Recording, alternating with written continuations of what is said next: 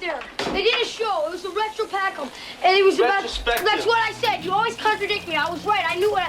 It was about the history of Astoria. And these are the rejects. Kind of like us, Mike. The Goonies. Yeah, I'm not a reject. Hey you guys, welcome to the film calendar. The movie calendar. That's what I said, the movie calendar. My name is Lee. I'm Terrence. This week we're going to be talking about the Goonies. Oh my goodness, that was so smooth. You wouldn't have thought it was our second take. We didn't rehearse that at all. No, not at all. And then I forgot that we have to do. go Yeah, into like, intros after. Yes. Go into the show afterwards. Did you want to do it Hello, again? I'm Terrence. No, Nah. he's Terrence. I'm Lee. We're going to talk about Richard Donner's The Goonies very, very soon. Really excited to talk about this one. I mentioned in a previous episode that it was one of my absolute favorite childhood movies. I'm going to get into all of that as well as talking about the characters, the writing, the adventure, the villains, as well as One-Eyed Willie, and yeah, just the whole thing. I love this film. Superman shirt Yes, Terrence is not in his traditional black shirt. to represent sloth out there and all those that are feeling ostracized.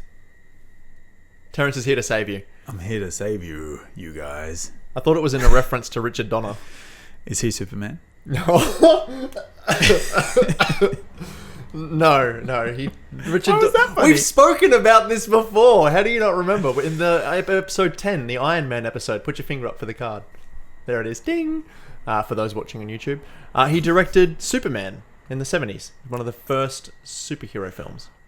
Oh my god. Okay.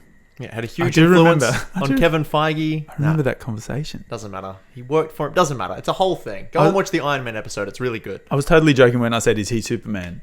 I didn't even I remember we were talking about it. Sorry, maybe we should do this again. Nope, too late. We're fine. We're going to keep on trucking. I'm sweating. It is hot. Okay, cool. It is very warm tonight. You'll be able to watch the glistening foreheads get even more glistenous as the episode goes on. I was going to use the word glistening. You can't steal my head words. Far out. Putting words in your mouth. What is going on? I know, we're very excited to talk about this one. We're going to get into our regular scheduled programming of our hashtag What About When, as well as adding the film to the movie calendar. And for those who have been playing along for the last 4 weeks and are eagerly awaiting the announcement of what we're going to be doing in December, that is coming as well. Time codes are all in the description below, as well as links to all of the socials like Twitter, Instagram, our email is there, as well as the website. Which are themoviecal @gmail.com and themoviecalendar.com. Nice, perfect. Oh yeah, because people don't always watch on YouTube. They often listen to the podcast. And even when they watch on YouTube, they don't always hit the thing that lets the description show. Yeah, but it flashed on the screen if they're watching on YouTube. Yeah, but let's keep moving. All right, where would you like to start? Should I do a plot summary? And a spoiler warning? Do your quick little plot summary and spoiler warning, so they know that there are spoilers coming. So this movie is about a ragtag group of friends, young kids who grew up in a town called Astoria. They're known as the Goonies because they hang around the Goondocks. It's probably a derogatory term, I'd imagine. Goondocks? Isn't it the Boondocks? They're called the Goondocks. Yeah, but the place is the Boondocks. They call it the Goondocks in Astoria. Oh. Yeah. Terrence has seen the film. Yeah, I thought it... Okay. Wow, okay. Yeah. In Astoria they call them the Goondocks, or at least that's what they're called in this film. Oh. I thought I made some sort of connection with Goondocks. I thought that was like a derogatory term for what that area used to be, and I don't know what the area used to be. It was just one of those isms where I was like, it's an American thing. I don't know. I'll just go with the flow. Yeah. But okay, yeah. I'd say that it would have been a derogatory term that probably the bullies would have called these kids, like, oh, you're the Goonies, and they just adopted it and took the name back, which I love that. It's a little club. And all of their families' homes are about to get taken away and torn down and turned into a golf club unless they can find a way to raise the money to save their families' homes, and one of them finds a treasure map that may lead to riches beyond their wildest imaginations. It's fun, it's adventure, it's excitement. This film is like Indiana Jones light for children. I love it. Yeah, lots of rich stuff. Rich stuff. They find rich stuff. Rich stuff. There could Spoilers. be rich stuff there. Some weird innuendo with the name of the pirate. What is going on there? I honestly never ever in my life have thought about that as an innuendo. Ever. Probably because the association I always had with it was when I was like a proper child. Before so that just kind of never, before innuendo those was a things thing. sort of happened in my mind. Thank you for that. Spoiler alert. You've Sorry, Lee. ruined it for me. It's just so funny. That hurts, Every Terrence. time these kids say it with such conviction of, oh, and the treasure from One-Eyed Willie. I was always, You're a child. it's made for children. I love it. There's a lot of adult humor in here, which is quite nice. I really enjoyed rewatching this film this week. I don't know what episode it was. I said that I think this film might be the live action film that I have seen the most in my life because we had the VHS of this when I was a kid. Yeah. And it was every week at my grandmother's house. I would go and watch it. Oh, and the VHS wasn't like a proper VHS. It was one of the ones that was recorded from the television. And when I rewatched it back the other day, I had a friend of mine who was their first time watching it. And I'm normally not this person, but anytime a moment would happen, I would go, ad break. Ad break. Whenever an ad would come in during the VHS tape, I still remember the ads, just the association of like what scene was happening. I knew what ad was going to come next, which is that's how much I've seen this film. Also, my VHS story, just while we're here, I may as well continue. I didn't have like the first 10 minutes of the film on the VHS. Like they just mustn't have recorded. And so I did not see the breakout of prison or the introduction to all the characters individually. Like my VHS tape started when Chunk knocks over the statue and the statue of David's like breaks apart. That's where I'm introduced into the film. Where David's One-Eyed Willie falls off. Good, excellent foreshadowing. Nice. Do the drum sound. No, don't do that. No, we don't do that here. No. So that was my experience with it. And I watched this film. I don't know whether it was 100 or over, but it would have been up there. I watched it a lot. Wow. This, you're saying the association with the ads and how you even knew the ads that were coming. There's a lot of noise going on right now. There's an airplane. There's a whole heap of cars. So if you can hear that, apologies. But hey, we know too. What can we do? Hey, all right. So my association with this film is Cyndi Lauper. Yeah. It's just whenever I hear the Goonies, and it's such a nice nostalgic comfort when I hear that track. And the weirdest thing about it is whenever I think of the Goonies, Girls Just Want to Have Fun comes in my head. It's not even the song. The wrong song. And then when I hear, like when I rewatched and I saw it, and there was even a little discussion in my household of, it's not Girls Just Want to Have Fun, it's another, and we couldn't pick it until we actually saw it. And we're like, oh, good enough. Yes. There it is. There's that feeling. Was that song written for the Goonies? I don't know. I haven't delved into her discography, but I know it's called The Goonies Are Good Enough. There is a YouTube clip on it, which is like a 7-minute video where the Goonies appear for about a total of 4.5 seconds right towards the end, and they yell Goonies. And I don't know. It wouldn't surprise me if it was. I was trying to lob you up an easy knock out of the park for that one. Yes, the song was written for the Goonies. Yes. There it is. Of course it was. Let's cut that middle bit out. Yeah, of course it was written for the Goonies. The Goonies are good enough for me. With all the pro wrestlers in it. Yes. I haven't seen it. Well, they have all the pro wrestlers in it from the 80s, the big time wrestlers like Rowdy Roddy Piper, and that's the only one I know, but there are other ones like Hulk that Hogan? too. I don't know if he was in it. Okay. Apparently... He would have cost too much money. Apparently, Andre the Giant was in it. Good time to reference the Princess Bride. Card. Ding. Other hand. There you go. We're pointing to the same spot. Yeah, I guess. I don't know. Maybe I have to just continuity. I'm all about continuity. Okay. So a lot of nostalgia for me with this one. It was a brilliant watch. It's just a nice, easy, calm watch. Yeah. Let's get into straight in. So directed by Richard Donner, as we mentioned before, who, as Terrence has just remembered, has something to do with created Superman. the first proper superhero film with Superman with Christopher Reeve, and starring Sean Astin, Josh Brolin, Corey Feldman, as well as a whole host of other amazing actors. Jeff Cohen as Chunk, Cherry Green as Andy, Martha Plimpton as Steph. How do I pronounce Kei Hui Kwan as Data or Data? John Matuszak Sloth, who has passed away many years ago now. Yeah, it was very much close to after this film's release. And then we got the villains: Robert Davi, opera singer, Joe Pantoliano, who from the Matrix. Is in the Matrix. He Cypher. He gets convinced to spoilers for the Matrix. Does he take the pills? I don't know. He's happy to leave. He's not going to say. Yeah, he everyone's seen the Matrix. It was the biggest film in the world for years. Yeah, and Ramsey as well. So those three are the villains. Yeah. Yeah. Incredible villains. Cannot wait to talk about those. Like cool. The perfect amount of ham. Comedic trio. Yeah. It was really good. Yeah. I was so impressed with them. Because all I remembered as a kid is that they were terrifying. Yeah. They scared the absolute bejesus out of me when I was a child, because it's like the blender scene and pretty full on. Like they're literally torching their brother Sloth, and so like that. It was all very darkly lit, but now like watching it this week, it's pure comedy. They are just hilarious. Full murderous. Like there are 2 shootings while the film is playing out. Like they kill 2 people. Yeah. And children see actual dead bodies, which I actually forgot about. And, what a traumatic experience for poor Chunk. Yeah. He seemed to be okay. Yeah, like when he was in the freezer, it's like the first time he sees the body and just like freaks out. Then like he's trapped in there with him, and he's just like trying to hold him up against the wall and just going like, "No, stay. Hey, you guys, I'm still in here." Oh, shh. I'm not gonna swear. Oh man, hey you guys. Yeah, hey you guys, come over here. That's it. Okay, so I'm going to mention it now.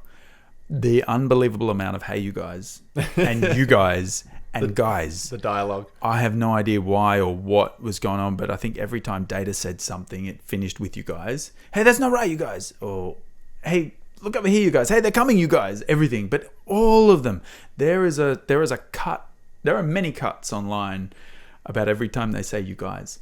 And I did think to myself about partway through, I thought, I should go back and watch it and just tally the you guys. Now we have YouTube. I'm sure now. It's already been done. We have YouTube now, but I couldn't really find how many, so I counted in one of the clips. And guess how many I counted? And this includes you guys, and hey guys. 46.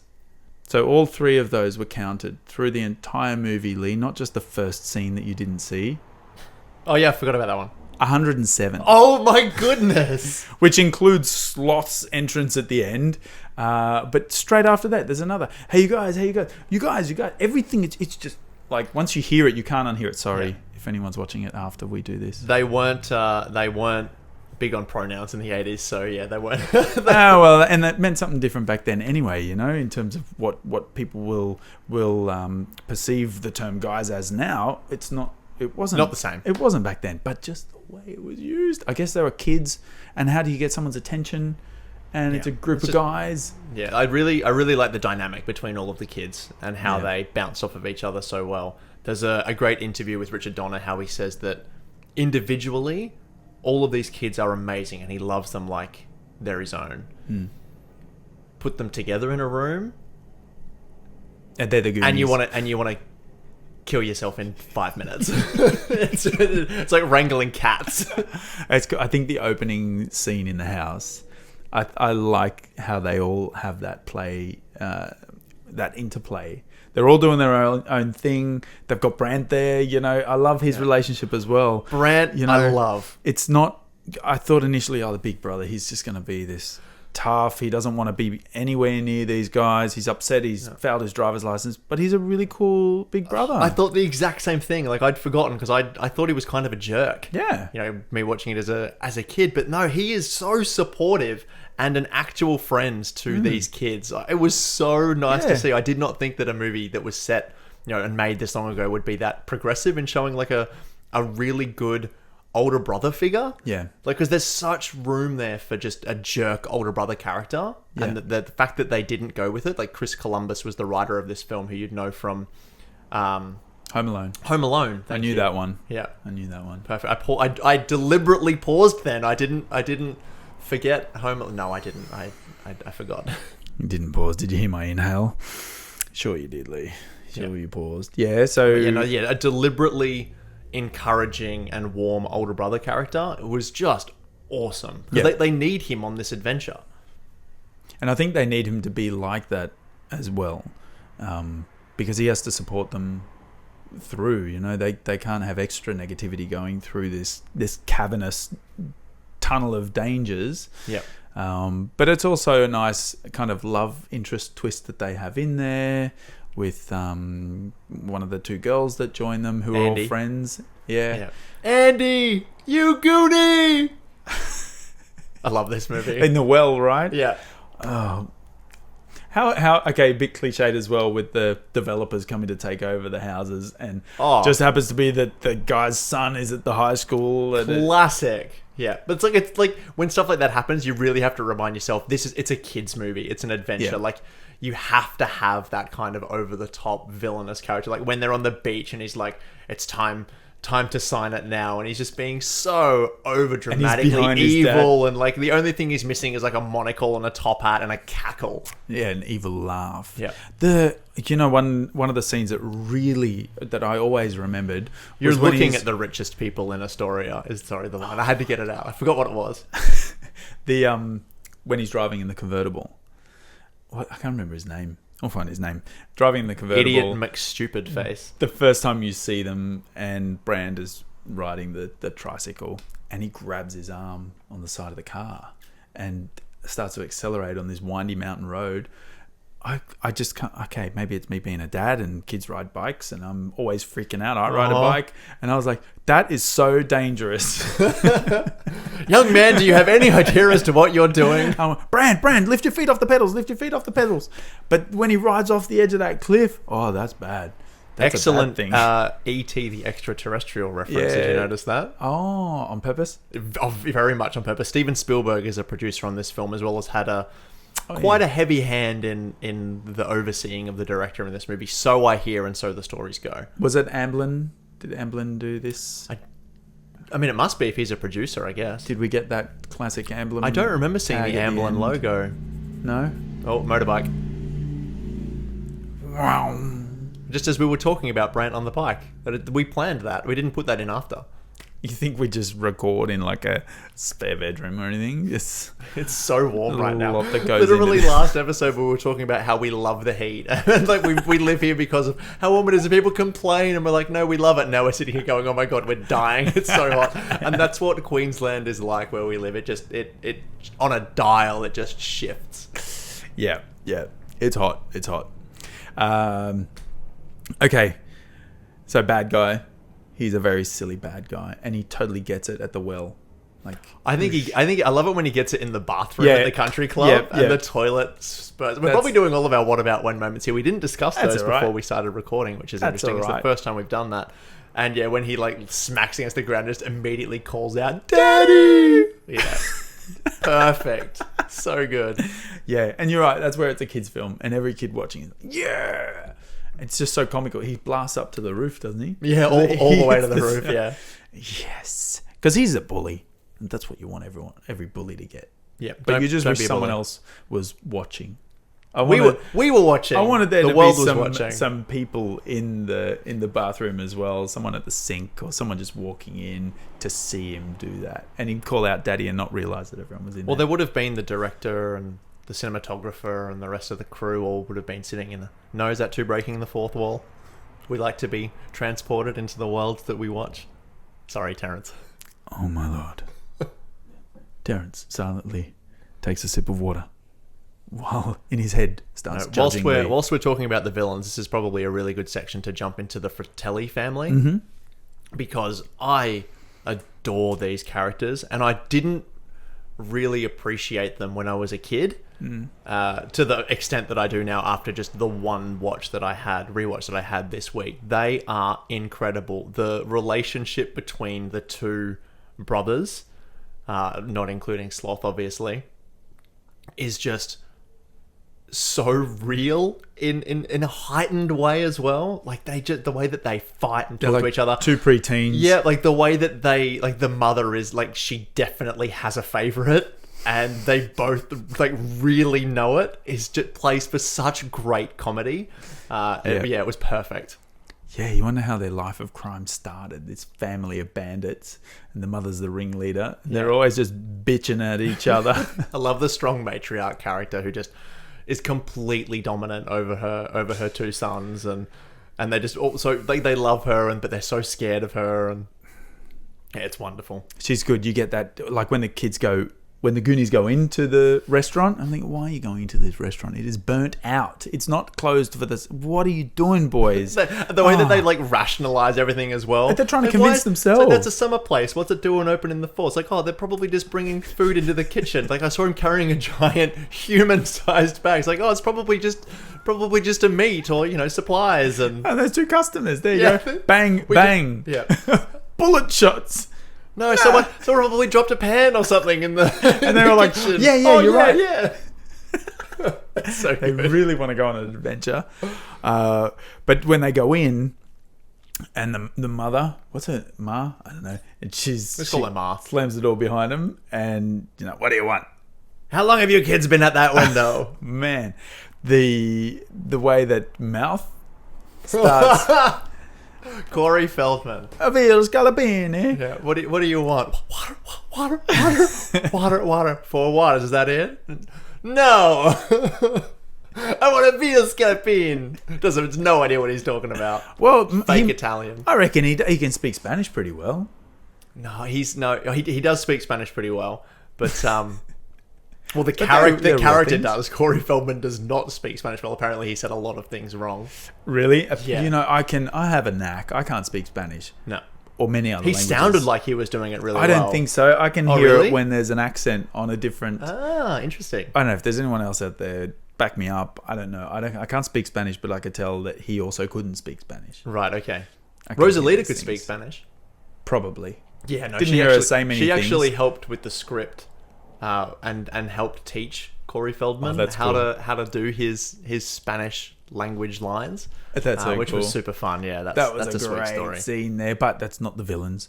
No, back to the villains. The water, and she slams the water down, and it's thank you, sir. I mean, ma'am. They're so nervous. They're like, is this water? It's wet, isn't it? Drink it. She just instills this fear, and Mikey's trip to the bathroom. Stay to the right. Hey, Mikey, need to go to the bathroom. He's such a, I don't know. He's that prankster.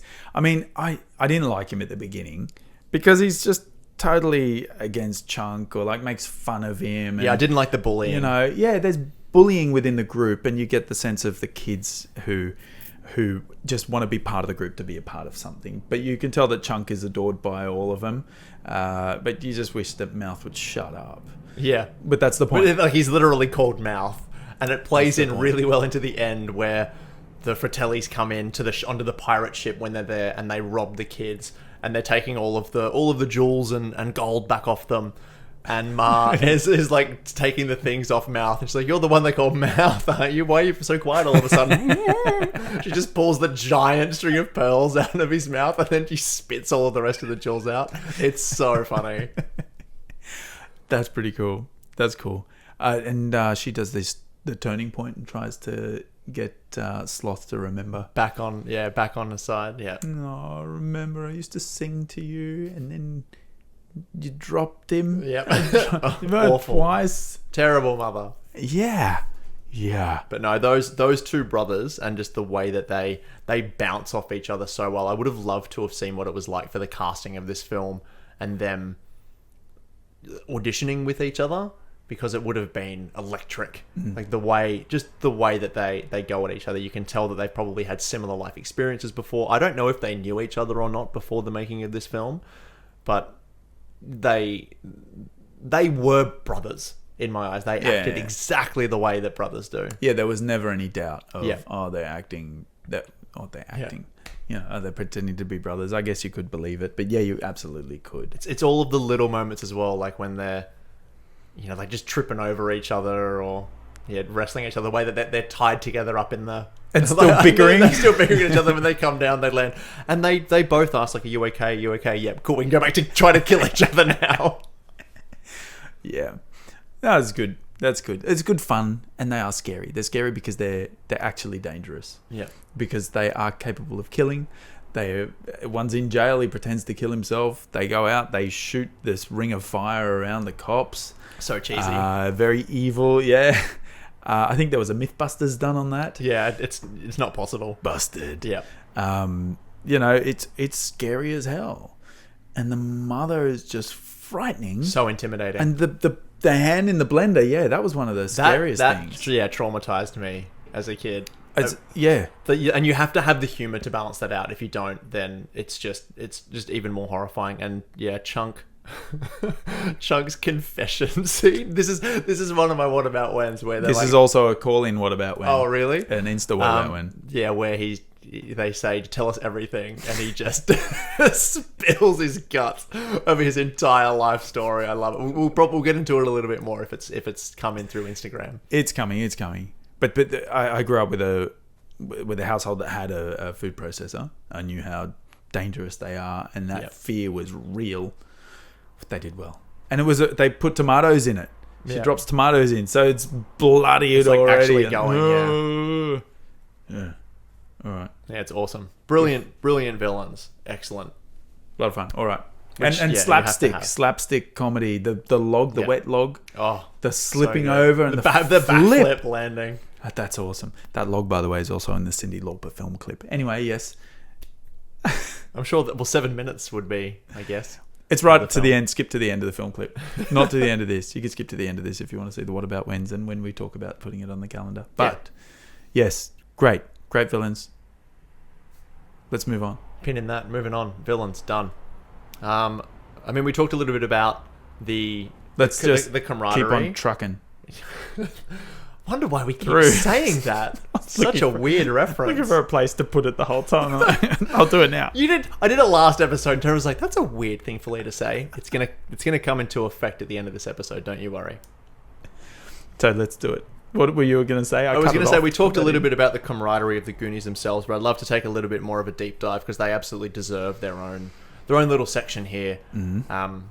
Like the Goonies crew, and the way that they all work together so well. I think child actors are hard to find of a certain caliber, and to get this many that are that good is incredible. Yeah. I don't know whether that's a Steven Spielberg thing, a production thing, because he's really good at finding young talent. Like you look at E.T. and the kids in that, like Drew Barrymore in her first film is the younger sister in there, as well as the kid whose name I can't think of, who actually plays Elliot in the film. That's going to annoy me for a while. But that's all right. Lee, how can you not know that? Oh, you should be ashamed. I am so embarrassed. Oh. You tell me later after I've whirled in my embarrassment for a while. Oh, I can't believe you don't even know his name. There are even those go on YouTube and type his name in and the clips will come up. And all the audition tapes. Wonderful audition tape of him auditioning for the film. This actor who's I know unnamed. that there's a lot of people who normally listen to us on their podcast app of choice rather than watch. So what I was going to do then was just look at my phone and look it up and go, "Oh, this is it. I remember now." And no one would have been the wiser. But I decided to not. I'm gonna sit in it and let myself suffer. Busted. I'm gonna find out, and I'm not even gonna tell you. Well, I'm gonna. Thank you. That's very you thing to do. Yeah. I'm going to talk about the Goonies crew. I've got his name here. I'll tell you. Click on his name. And let me see if has he done anything else of note that I would know. No, we're talking about the Goonies. Oh, fine. Oh my god. It's just E.T. Yeah. Okay, that's why. I should still know it. I'll give you a clue. His character name was Elliot, which starts. Oh, I've got it now. Which starts with an E. Thank you. And the film title is E.T. His surname in real life starts with a T. Actually, we don't normally do this because we like to keep the episodes kind of not dated so people can jump in and out as they please whenever they like. People could watch this years in the future. But something really exciting happened this week. Are you changing the subject? With one of my favourite actors. And so I just would like to say a big congratulations to Elliot Page. I see you, I stand with you, and it's amazing. Congratulations. You'll have to tell me later what that's about. Okay. Terrence is not that plugged into social media. I plug into things. Sean Astin. I do hashtags. Oh, no, please don't do that ever again. We've spoken about this. Do you do it twice or just once? No, you don't do it at all. You do it 0 times, and if you have to do it, you do it under the table. You do 2 syllables. Hashtag. Oh my gosh. Sean Astin is in this film, as well as Josh Brolin, the two brothers. Hashtag Sean Astin. Hashtag Josh Brolin. Take it away, Terrence. I'm going to have a break. You'll see him all on Insta. Where is he going? He's never left the scene before. I'm going. Okay, so the Goonies. Sean Astin, spelled S-E-A-N. Oh, no, that's right. I remembered in the last episode you are impossible to get to vamp. You have no idea. I should have learned my lesson. I said I did, and I clearly haven't. You got to give me something to go So with. Sean Astin, I shouldn't have to. You're a podcaster. Sean Astin is the ringleader of the Goonies crew. I was going to say that. Then by all means, sorry for interrupting you, Terrence. Continue. Brand is his brother, older brother, who is a fitness freak.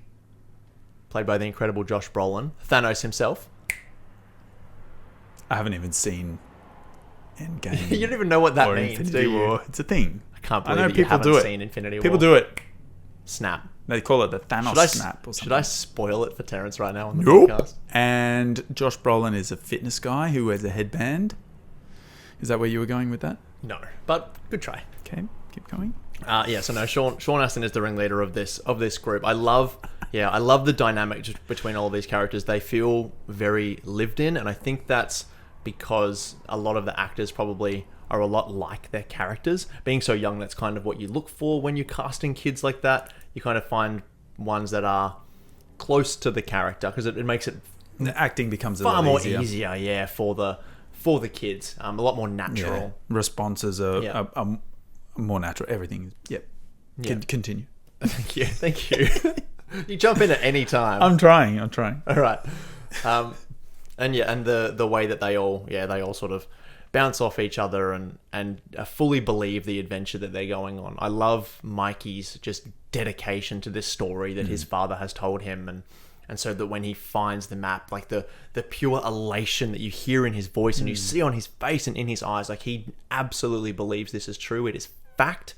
And just chases it down. And again, having that supportive older brother to help him along the way is just so nice to see. Yeah. It's such a nice experience to watch that, and I'm glad that they put it in him. And he has moments of trepidation. Brant, obviously, he's looking out for his brother. We've got to get back. He doesn't want to get grounded. So when they're in like the restaurant and it's like it's a dead end, they can't go anywhere. It's like we have to go home. Let's go. And then Chunk breaks the water bottle. One of my favorite scenes of the entire film. I don't know why, but as a kid, I just lost it. I got it. I don't got it. You klutz. Have I mentioned that I've seen this film quite a lot? I've seen this film so much that the Spanish that Corey Feldman's character says, I memorized. Oh my God. In fact, I was like mouthing it when I watched it the other day with the person who hadn't seen it, and they're like, "Would you just shut up?" You're mouthing it with a bad accent. Yeah, I probably Bad was. Spanish. Yeah, even though it wasn't audible, it had a horrible accent underneath in my throat. I could feel it. And then the water starts trickling down, and Mikey's like, "Do you hear that? It goes deeper." And Brant immediately goes into action mode. He's like, "Yeah, it does. Let's investigate. Let's check it out." Yeah, really cool. Supportive older brother. I love it. I was aeroplane. You hear the plane? To be on a plane again. Should we? can't Someone wait. is. Maybe it's supplies. Should we what? Keep going. Yeah. Okay. I'm just kind of vamping here while the plane gets quiet. All right, plane is quiet. We can even edit that out. I can't even remember what I was going to talk about now. You were going to talk about Data and how cool of a character he is with all of his gadgets. Oh, how cool of a character is Data with all of his gadgets. Hey, you guys. Check this out. I can't remember the names that he calls all these gadgets, but it's really sweet. I love that. The Pinches of Peril. Have you got the list? No, I don't have a list. I just remember that I know the film backwards. I totally love it. I love Bully that he has blinders. something for every... Yeah, the halogens. Yeah. That's why they're draining your batteries. Get some LEDs, son, if they're Right. invented in the 80s. Yeah. Were they out there? I have no idea. Get something more environmentally friendly. So cool when he did... Very cool.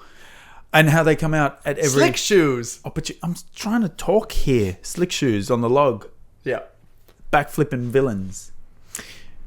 I love that he has made all these gadgets, and I know that, okay, it comes into play at the end, but I remember this cute. at the beginning thinking, wow, he must have really cool parents to allow him to explore and test all this stuff out and buy all these little trinkets and spend time making his gadgets, and you know that they're supporting him enough. And then of course at the end, I was going to say the ice cream on the top. I was going to say The cherry on top. The cherry on top, the icing on the cake. When Data's dad comes out with his little failed punchy mechanism, which is just super sweet. I read that in that end scene, I was going to mention this. Well, good. I don't research too much stuff, but through the years, I knew you would love this, which is why I wanted to bring it up. Yeah, But no, take it away. all of the kids' real parents were able to be part of that final reunion scene. Not all of them, just in case people another. are like, Weren't they? Yeah, no, There's there's quite a lot. Like, Okay, like good. Chunk's mum is actually Jeff Cohen's mum, and yeah, so there's a few in there of their actual cool. parents, which is just so lovely. I love that the parents have minimal play in this film. Like this is a story of a girl on the river and drown the whole world. Sorry. Don't worry, I don't know what he just did. It's my brain that does that. Oh, that's a song. It's a song, yeah. It doesn't matter. It's a story of these kids, and so that's who we spend our time with. We get a bit of play with his mum, with the mum, and we get a little bit of the dad as he's riding the bike past the school. It's like, hey son, hey dad, and that's all we see of him really until the end. Yeah. Why did the mother have a busted arm? Do we have any ideas? Was she in a fight with the richest people in Astoria? I think, she got into a fist fight with one of the other local parents at the shopping centre. Trying to buy toilet paper, probably. Yes. No idea why she had it, but it was a good device to use to be able to. They need the housekeeper to come in. Rosalita. Who do you think? I was thinking, okay, why did they bring Rosalita in? Obviously, it was used so we could get an idea of Mouth's cheekiness. And also, at the end, Rosalita is the one who finds the doubloon. Yeah. At the gemstones. But it obviously very, very fake gemstones? But very, very expensive. But why did it have to be Rosalita that discovered that? Like, this film could have worked without Rosalita. It was always going to be her. The original ending of the film, I think, had it ending in the house when they were packing up, and she found the marble bag when she was packing. Yeah. So she was always going to be a part of it. I wonder why. Yes, the movie works without her, but it also works without the other female Goonie character in the film, and it's just representation is important, and I'm glad that she's in there. Yeah. Even if she is a older Spanish woman playing a housemaid. No stereotypes. It's still the 80s, used at all. Okay, so Data really cool. Is Data the same actor that's in the Indiana Jones? I don't know. I thought that when I watched it, and then I completely forgot when the movie ended, and I forgot to research it. I can't remember, but it was just the same kind of expressive, surprised attitude with everything that happens. Yeah, I don't know. I'm not too sure. I'm going to find out. But keep going. See if you can the character development, I love. Chunk is just so funny. As much as there's a little bit of humor that's made at the expense of him, with obviously the what do they make him do? This is the truffle shuffle. The truffle shuffle. I'm glad you remembered because that is like the biggest cult thing from here. The truffle shuffle. I think the reason why I remember it is it's a truffle shuffle is the name of a burger at one of my favorite burger joints. Is the burger joint called the Goonies Burger Shop? No, it's not. Sorry, I just completely stopped talking. It is. It is the same kid? Yes. Awesome. Well, there's the Spielberg reference. Yeah, he plays Short Round. Yes. Short Round. Oh man, that's right. That brings back a lot of memories. Yeah, I prefer the character Long Square. That's not funny. Let's keep going. I should have said Tall Square. Damn it! Don't do jokes like that.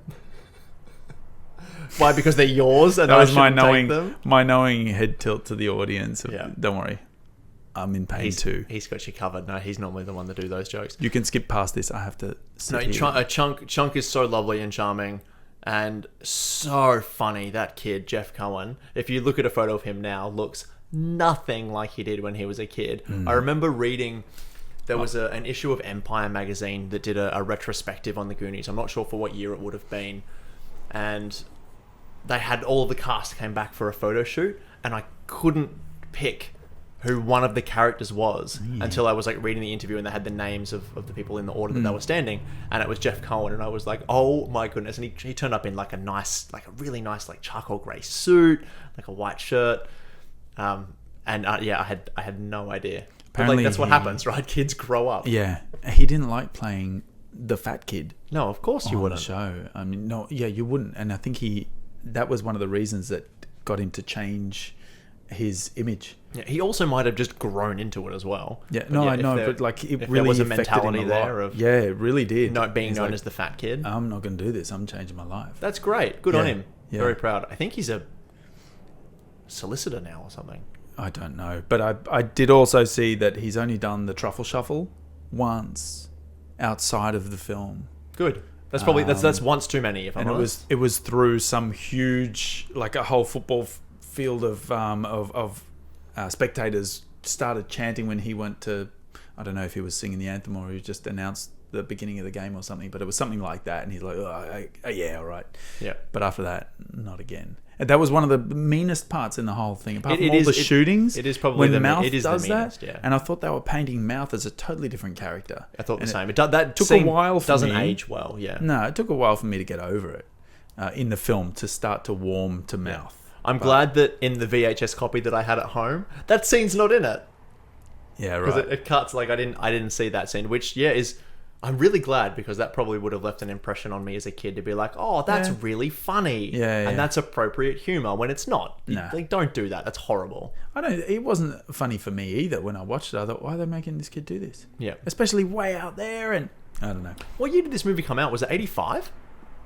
I don't know. I think it was. I think this movie came out in 1985, which is actually before I was born. Lee. So this must have been one of my older brother's favorite films. Don't do this. Goonies 2? Don't. What? What? Discoveries. No, don't look at that. Goonies 11? Your eyes are connected to your Goonies brain. 25? Don't read anything about that. Here we go. What am I looking up? When was it made? Was it? Yeah. Well, usually we know this. Usually I even know this. 85. I see. Yeah, cool. I was right. I should have gone with my instincts and just said Lee. it, and then Again. people could have corrected me. What a horrible episode. He's getting so much wrong. I think are there any other characters I really want to talk about? Unfortunately, the female characters in this film don't really have that much motivation other than one of them is in love with Brand, and the other one's just a friend who sort of comes along. They play piano. Well, she finds love too. They hated each other. I know. On set. Oh, on set? Yeah. Oh, Yeah, okay. like those two actors really didn't like each other. Or maybe she didn't like him. Well, yeah. I think it's Corey. Is the way that around. Yeah, it's Corey Feldman. Corey Feldman as a teenage actor. Yeah. Who's not playing the classiest of roles either. No, Very horrible role. unlikable. Yep. They had a scene which was cut, or also through the years. I found these in the ship scene at the end when they all dive into the water. I don't know the legitimacy of it, but I remember watching it thinking, what on earth? It's like a giant squid scene. Yeah, the giant octopus. Giant octopus. Do you not? So at the very end of the film, Data, depending on where you're from, says at the end, like when they're being interviewed, like, what was the scariest thing? And he's like, oh, the giant octopus attack. And they're like, oh this bit and that bit. Because there was an actual giant octopus attack that got cut from the film, and I'm glad it did because it just, if you look it up, you'll be able to see it. It looks horrible. It's a totally different film with that in it as well. It's actually quite scary. There's enough fantasy, but in the movie without it. Yeah, I mean, it's no Jaws. It does look like a ride where the octopus just moves and it's on a belt that sinks down. You're like, but that was. I didn't realize that at all. But yeah, I love this whole adventure story and how it unfolds, where it's just finding clues and figuring out booty traps. Booby traps. That's what I said. Booby traps.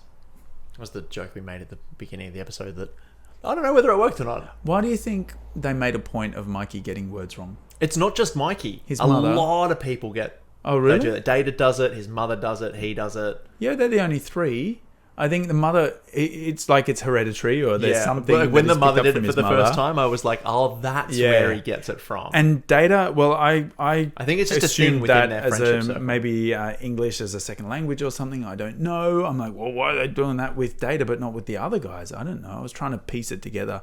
But why did they make because it was the same mistake. It was the same type of thing. I thought maybe it was an impediment, or it was some I don't know. I think it's just fun. I think it's just a fun thing to put. It would have been scripted, absolutely. And it just would have been a fun thing to put in there to just humanize our characters a little bit and have a bit of a laugh at that. Absolutely, that's what it would have been. All right. Yeah, whilst it's not the most naturally flowing way of dialogue, it's very funny. Yeah. Do you have no, it's not a what about when, but do you have a most memorable scene?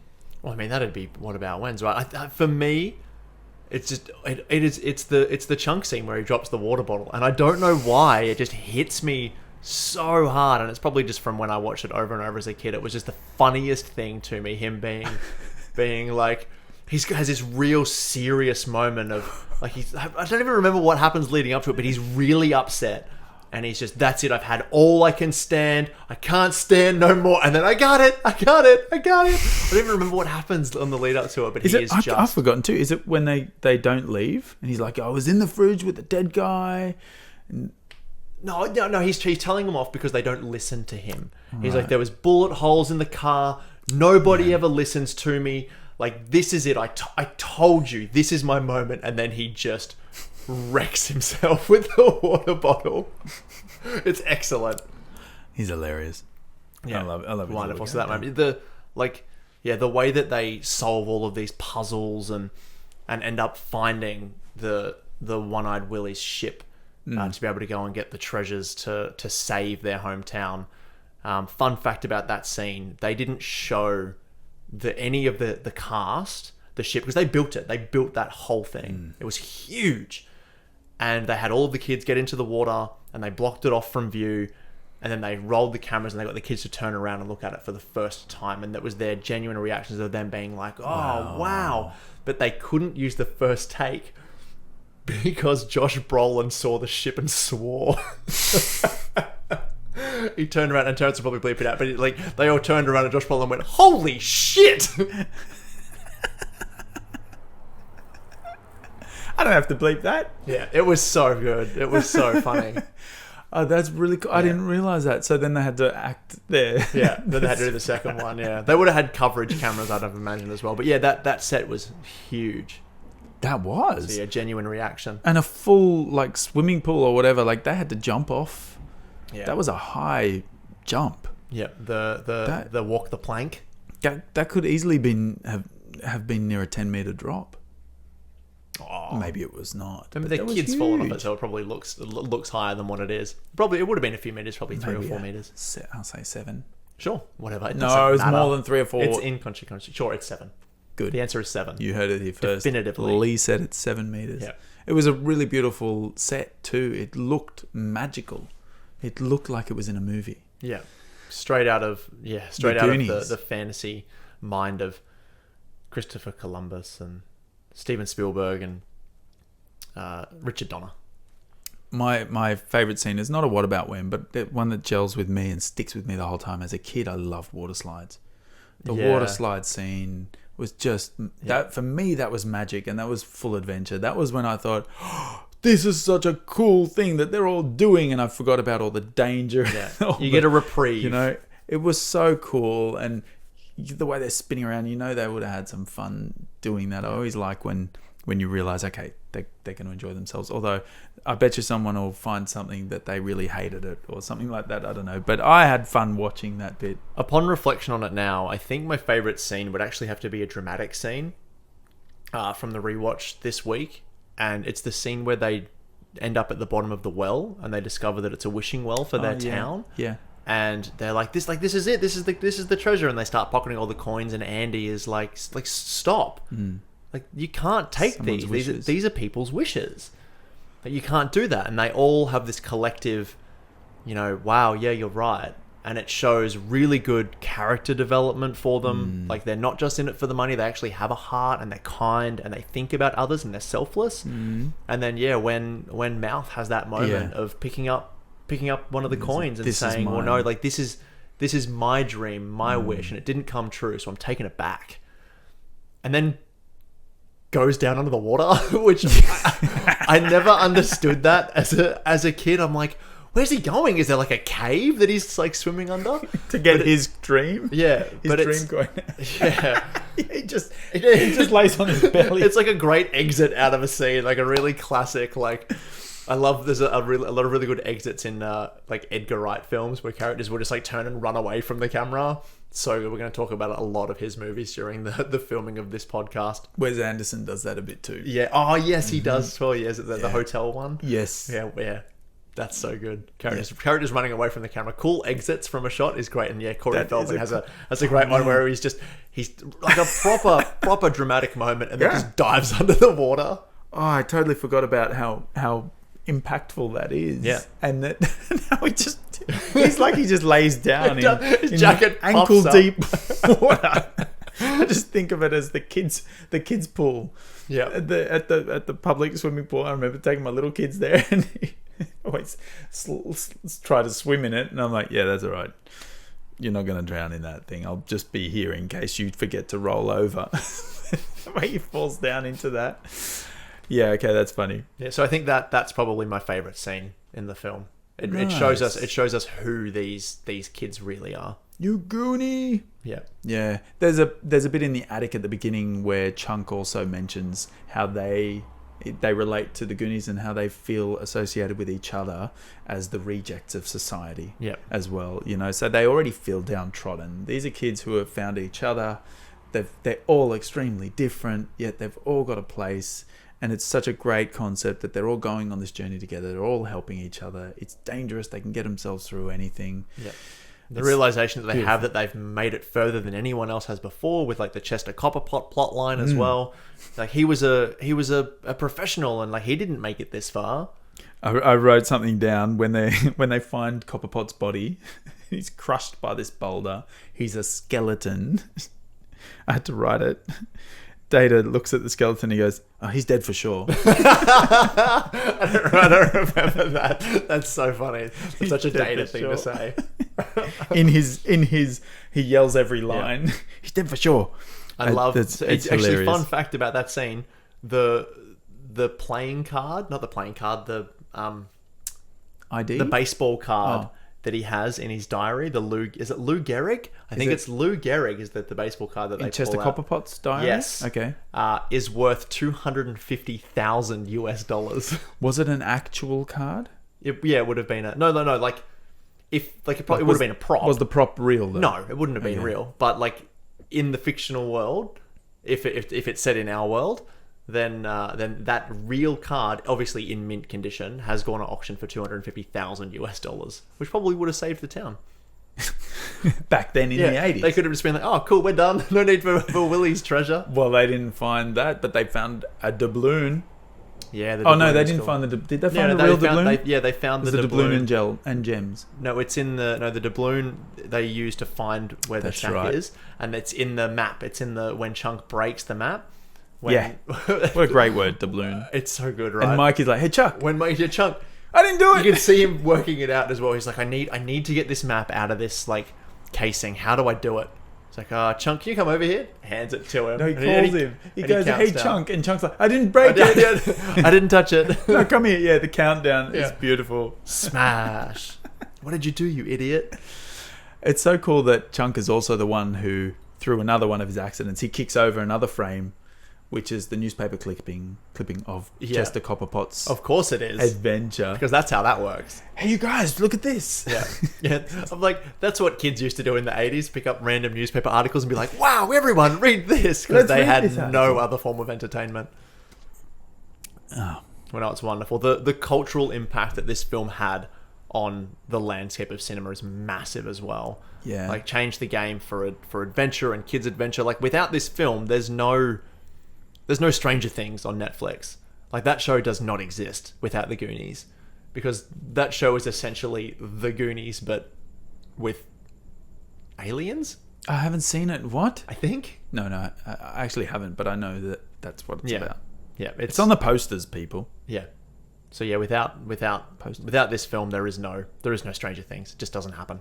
Oh, this is the epitome of fun adventure films in the 80s. Yeah, for kids. There was... Let's see if I've got any other notes. There was a... how's that for scraping the bottom of the barrel? Let's see if we've got any other notes for talking about this film. I like the vibe of it. Yeah. I totally like the vibe. It's fun all the way. It's colourful. The sets are amazing. Every single set could be used in a Halloween setup in your house, pretty much.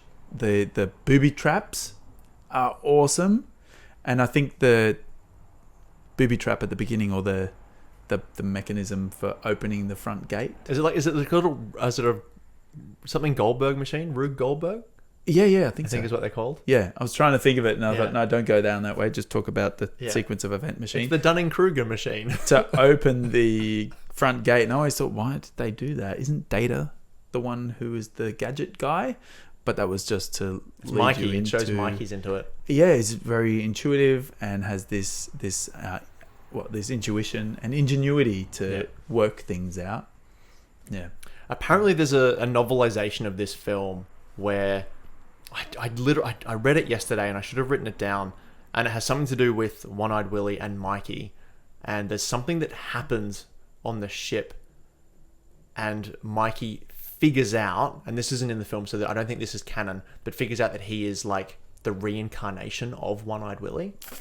Yeah, right? Which is how he was able to find his treasure and get through all of his booby traps. Wow. Yeah, I think that's cool. I think that's a thing. That would be really cool if that happened. I think so. It can be real. You can make it whatever you want. I like that. As an idea. Yeah. Yeah, that's what gave him the drive. That's how fun. he knew. That's how they got that far, Yeah. because he laid all the traps. Oh, so much swashbuckling in this film at the end as well, when they're on the ship and they got the swords. Oh, yeah. It's so good. Yeah. Real Errol Flynn moments as well. I love when they're at that big organ in the middle of the thing where all the ground falls. That's awesome. And then you realise, they could have just walked, like... Yeah. Damn it! Well, they had to lower the bridge. Yeah, and they didn't know there was a bridge. bridges, They go there. That was brilliant. And all the keys were actual skeletal fingers. Yeah. How many people Awesome. died with him? His Lots. crew died. They probably would have pillaged towns being pirates and stuff. They couldn't get out. No, but before they got there. But they don't collect the bodies and bring them with them on the boat. It's a fantasy film. I don't have answers to everything. Maybe they did. Maybe there was a big crew on this ship. Yeah, you're right. The ship is actually based off a real ship, a real pirate ship. It looks like a classic pirate I ship can't that remember you'd which see. one it is. Probably the one in Peter Pan, Probably the one in which Peter was probably Pan. based on the real one that you're Yeah. thinking of. Maybe.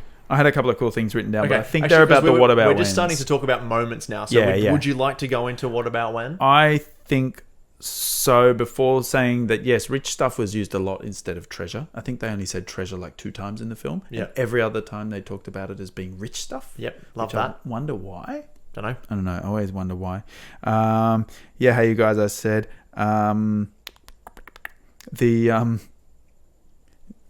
when they did the exteriors of the house right towards the beginning, they really wanted to lay home that it was like autumn, that it was fall, I guess, because they would have had some props crew just throwing leaves off the roof. If you watch it back, the leaves fall in a beautiful clumped style just off the roof, nowhere else. I'm just watching it going, It's like at this the is end. hilarious. It's like at the end when the dad rips up the contract. He's like, "There'll be no more signing today or ever again," and he throws him in the air. And then you see behind it, someone else throws like a whole bunch of other pieces of paper after him. It's so funny. I love that stuff with dated films. Yeah. Oh, there's some fluff great. floating in front of me. I love that with dated films. It's just beautiful that they... I don't know what it is. I don't know what it is. It's a peek behind the curtain. Yeah. It's a little nod to knowing a little bit more and understanding a bit more about production. It's little imperfections that you just love and that make them, more endearing. And it makes you realize this is a movie. Like, Yep. there have been so many people that have that have put their heart and soul and lives into making this piece of art for other people's enjoyment. I love that. Yeah. I love that. That's why we're doing this, right? So enjoy it. That's what we're here to do. We're here to celebrate. So we'll move into our world famous segment. I haven't said that for a while. Hashtag what about when? Where we... Oh my God. If you don't know what I'm doing, I'm not describing it, but you have to watch on YouTube because it is groundbreaking. I don't think it's ever been done before. That was disgusting. Anyway. It's going to be a meme. This is where we would like your contributions. The best way to do it is on Instagram or Twitter. We are at The Movie Cal. We also have an email as well, themoviecal@gmail.com. All of these can be found in the description below, as well as on our website, themoviecalendar.com. Best to use the hashtag #whataboutwhen so that we can find it. We'll put them in the show here. Terrence, do you have any What About Whens? Yes, I do. I was doing that for a little while, sorry. You'll see it when you watch back on the episode. I saw it now. I'm going to open up Instagram and I'm going to go, because we do have some What About Whens. I'm kind of new to Instagram since doing the movie calendar. I didn't really do much on it. And I think they've just done an update. So now I've got to press. There we go. You found it. We got it. I'm in the right This one. is great content, by the way. Awesome production value. The Goonies. This is the post I put up. Please All continue. right. Sorry. Okay, we have a couple of What About Whens. Now, they are from a long-time listener, many-time caller, if you like. That's the thing, isn't it? Long-time listener, first-time caller. So we've heard from this person before. Eats Eggs Tarts. Hi, Eats Eggs Tarts. Hello again. Still love the name. Thank you for So the cool. contribution. I still haven't eaten any egg tarts ever. We still have to get Terrence an egg tart. Yes, please. That'd be lovely. I'm not allergic. Okay. Eats Egg Tarts says, Eats Egg Tarts has 2 What About Whens. Okay. What about when Chunk is stuck in the cold room with the stiff corpse and is freaking out, but then he escapes and waves down the car only to find Jake and Francis in there and is captured and lands back in the boot with the stiff corpse?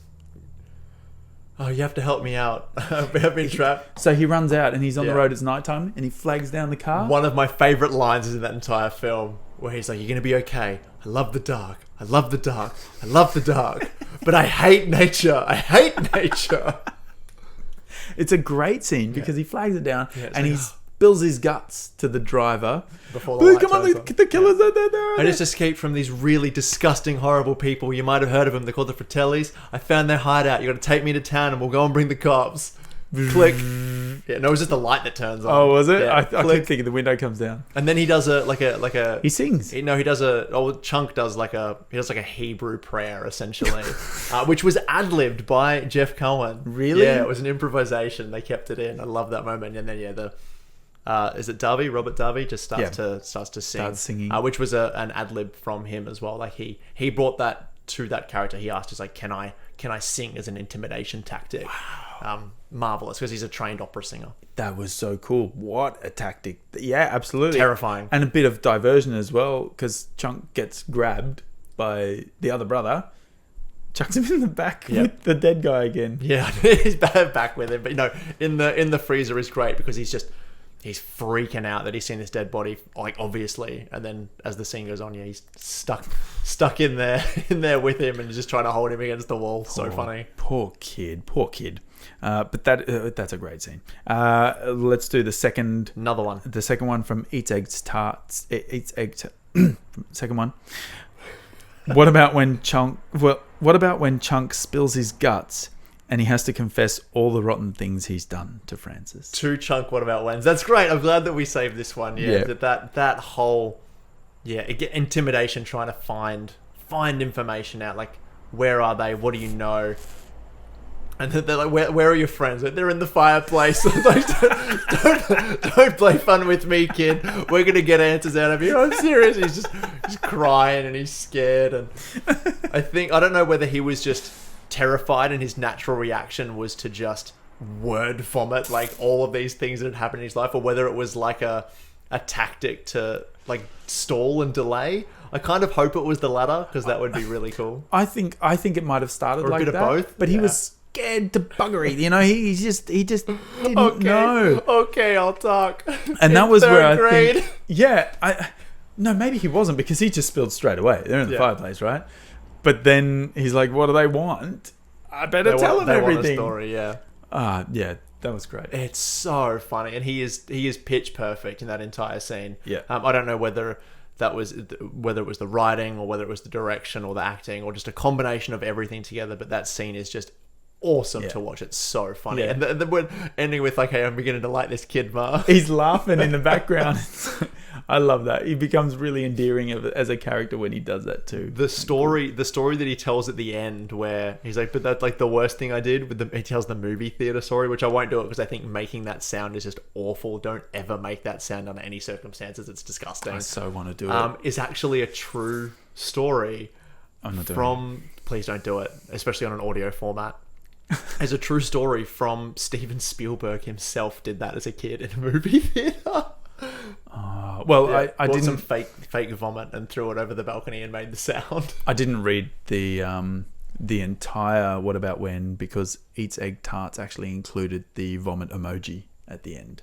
Oh, okay. Well, that's fine. It will be on the screen. Yeah, just don't make the sound. It's awful. Oh, you know the only reason I'm not making... Quick, I'll make it while he's doing a drink. While he's having a drink, he can't stop me. No, you might as well unplug your microphone. The only reason I'm not doing it is because I might get it wrong, and I don't want to get it wrong. Oh, okay, So, sure. I could mime it. I won't mime it. No, please don't. So do you have What About When's? Because I have a couple. I have my own. Yes. Yeah, absolutely. A few of them we've already done. Mm-hmm. Most of them are chunk related, surprisingly enough. The water bottle one is just incredible. We've already spoken about that in the full episode. The under the wishing well, where they realize that the coins that they're pocketing are people's wishes, and so they put them all back, except for Mouth, who keeps his own. Really endearing scene that kind of shows their character. Their character and the situation that they're in. Yep. We don't see their families, but they're all going through hardship. You got a What About When? Oh, wrap it up, Terrence. Yes. This is quick rapid segment. What about when... What's the female character's name? Andy. What about when Andy kisses Mikey? That's great. That's really funny. As a kid, I think I was around Mikey's age when I watched this. I was just thinking, wow, that could happen to me. Did you watch this with your kids?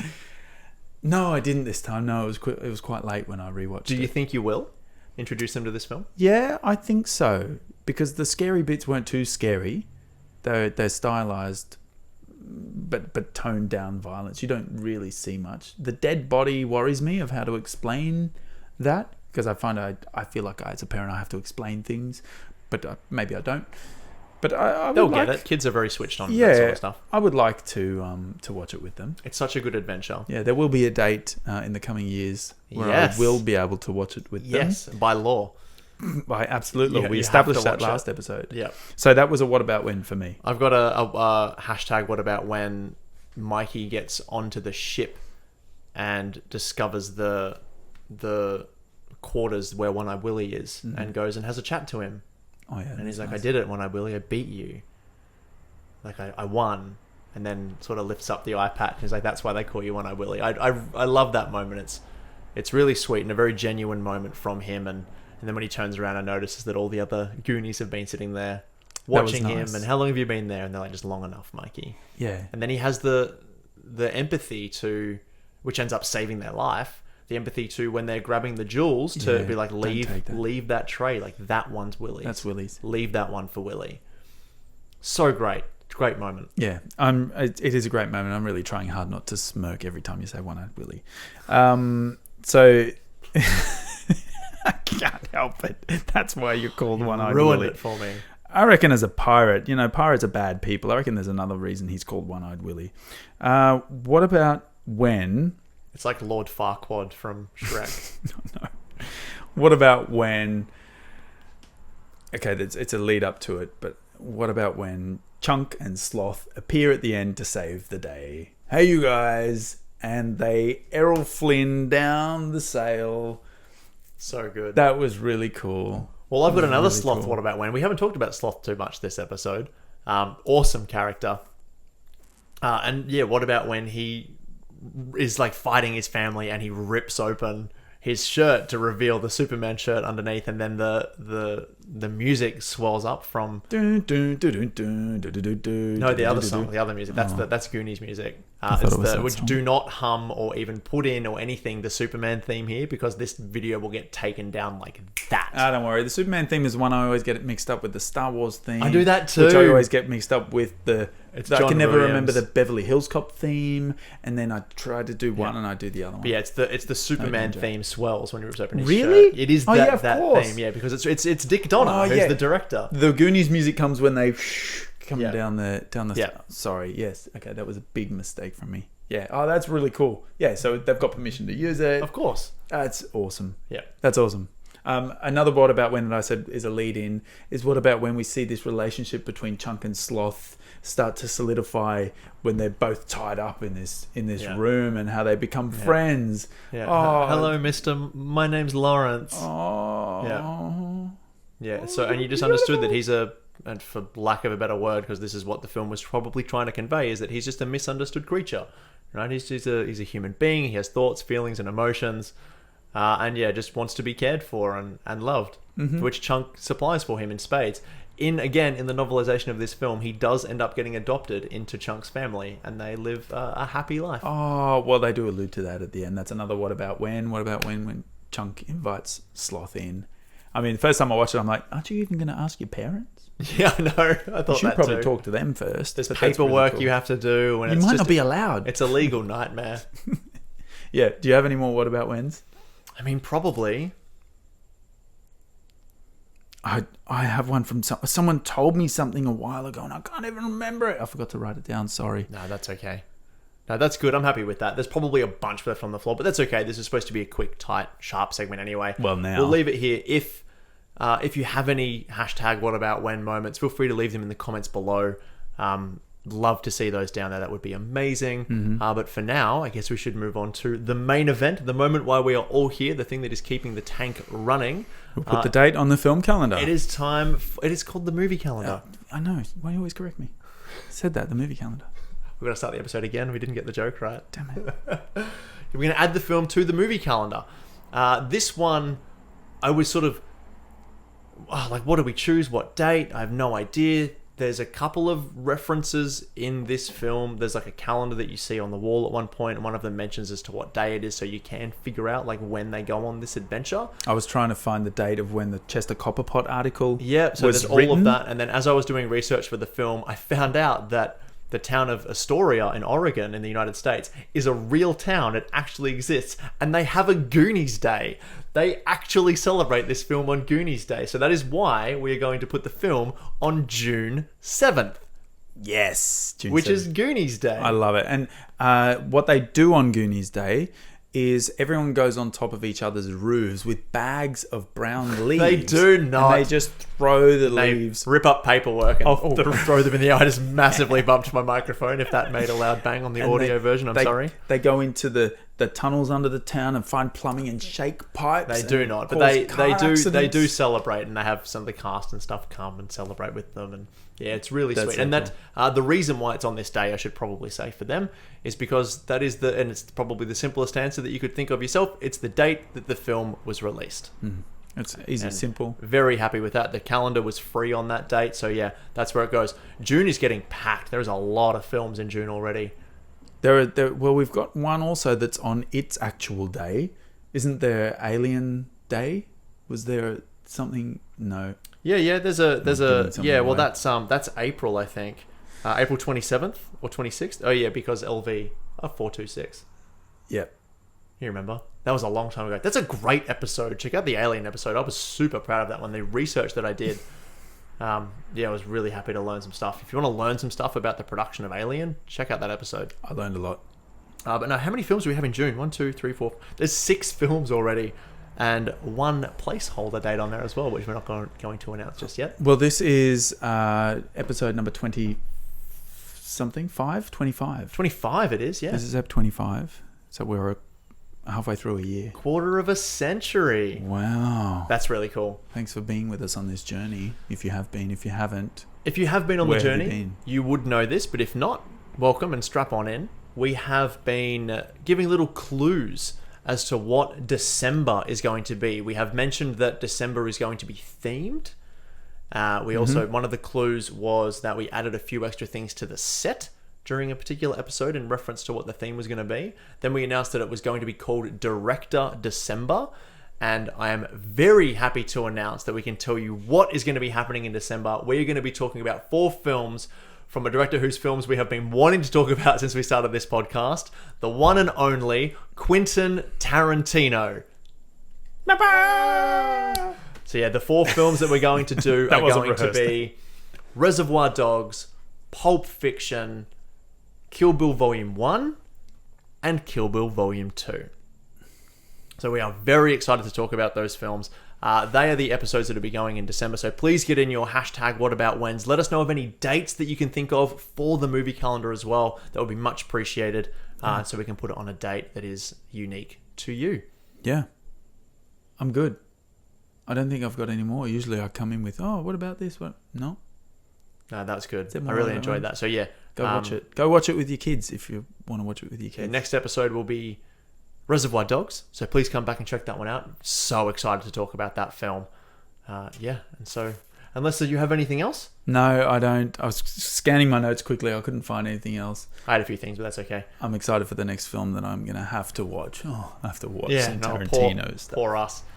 Thank you so much, Terrence, for recording. Lee. Appreciate it. Thank you, everyone, for watching, and we will see you for the first film in Director December, Quentin Tarantino, Reservoir Dogs. Cool. Bye. See ya.